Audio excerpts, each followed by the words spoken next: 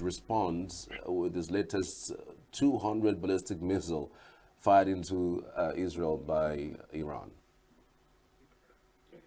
Well, like Israel has said, they're not in a hurry to respond, but they said it will be at their own time and at their own time of choosing. In other words, what I understand by what Israel has said is that they are not going to be stampeded by anybody, but they have said they will retaliate, they will respond, and their allies, USA says, this is going to be bad for Iran.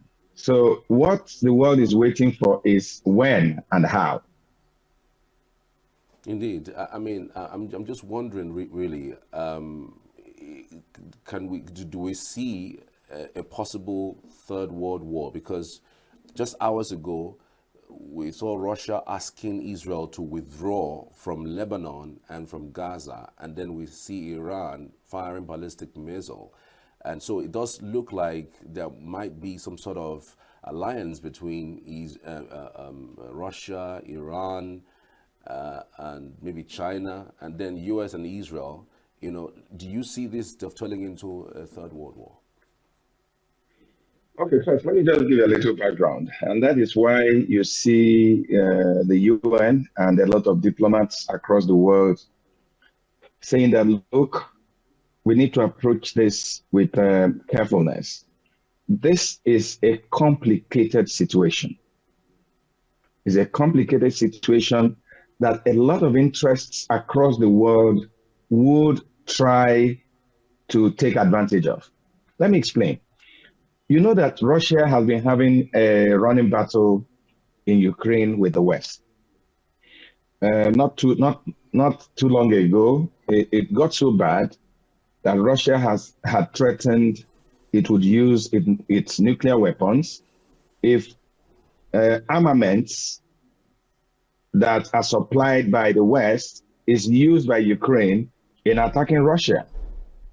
So you can imagine how what is playing out is to the advantage if they really want to take that advantage. Because this is, okay, you guys were acting as proxy for Ukraine. Maybe this time we need to support Iran.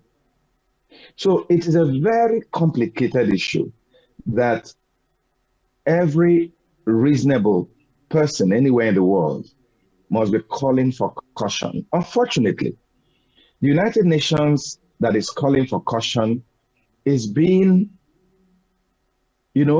accused and abused by Israel.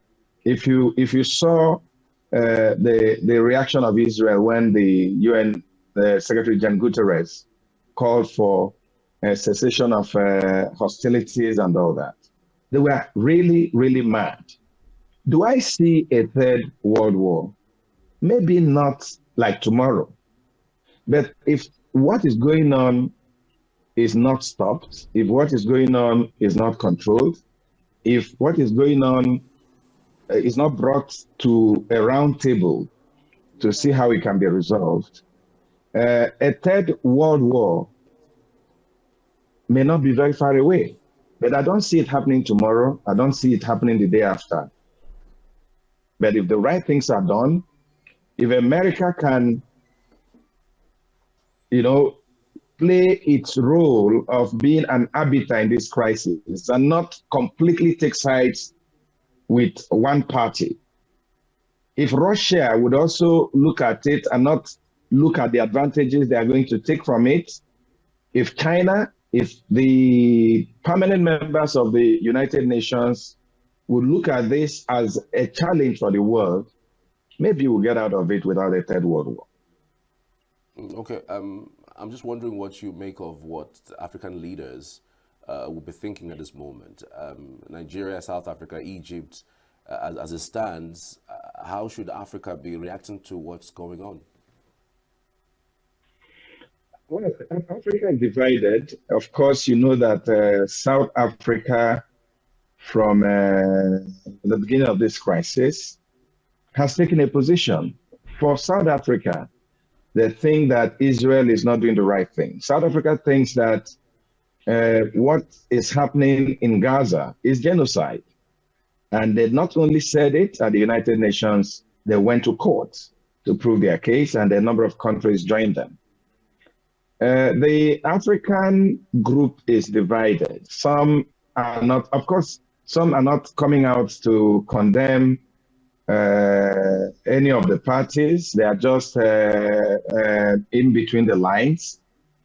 But what is happening, if it escalates, will not only affect the rest of the world, it will also affect Africa. And the extent and the kind of damage and the kind of repercussions is better imagined than seen. So I think that Africa should join other forces around the world and do what they can to pull their influence to get countries like the United States, countries like France, countries like the United Kingdom, to hold Israel down and see. If you remember what happened, this is not actually the first time this year that Iranians had shot missiles or rockets into Israel. If you remember, not too long ago, there was a killing. And I remember in that instance, when Iran fired into Israel, the United States and friendly countries of Israel held them down and said, please don't escalate this. And that's what I was thinking would happen.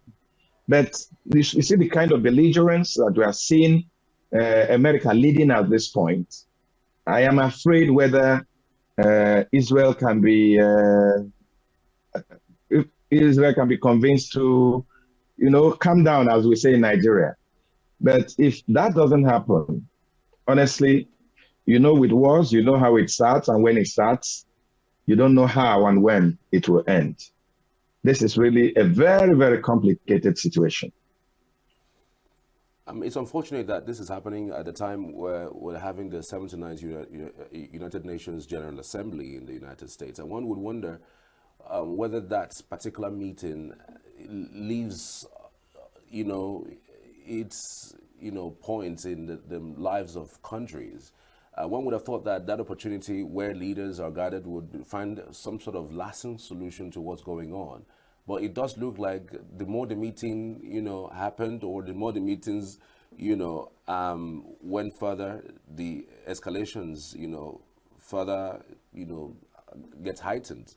I'm wondering, do you think that the United Nations General Assembly is losing its mark, in the world affairs, especially as it concerns the Middle East? Yeah, we had a conversation a couple of days ago, just as the UNGA, the United Nations General Assembly, was rounding off. And we're talking about the decline in relevance and power of the United Nations. And I did make a point that part of what is going on in the world and why a lot of problems around the world, the conflicts are intractable, is because of the interests of members of the United Nations Security Council. In the Security Council, there's a division between those that stay with the United States and those that are with Russia. China and Russia, most of the times, are voting and working together. France, United Kingdom, and USA are most times working together. So let's take this as an example. If the 5 members of the United Nations said there must be a ceasefire, of course there will be a ceasefire. But in this case, Russia condemns Israel. America says, why should you do that? The United States will condemn the other party. And then their interests are playing out. And this has been the problem of the world since 1945. They don't seem to agree because of their personal interests. Of course, you know that the United States is a strong ally of Israel. There's nothing you can do to take United States away from Israel. And you know that whoever the United States is supporting becomes an enemy of Russia. So that has also contributed to the declining relevance of the United Nations. You know, it's Georgia talk every day in New York, but do they have the powers, you know, to make sure that the decisions they take will work? They don't have such powers. As long as we have these 5 nations fighting among themselves, you know, battling over their own interests, the United Nations will never function effectively. Who is the United Nations? United Nations is just an organization made up of nations. It's the nations that determine what happens in the United Nations, not the General Secretary, not the General Assembly. It's actually the 5 permanent members that decide whether the United Nations will move forward or whether the United Nations will be on standstill. So as long as they don't agree, as long as their interests continue to determine what they do, we are in a big crisis.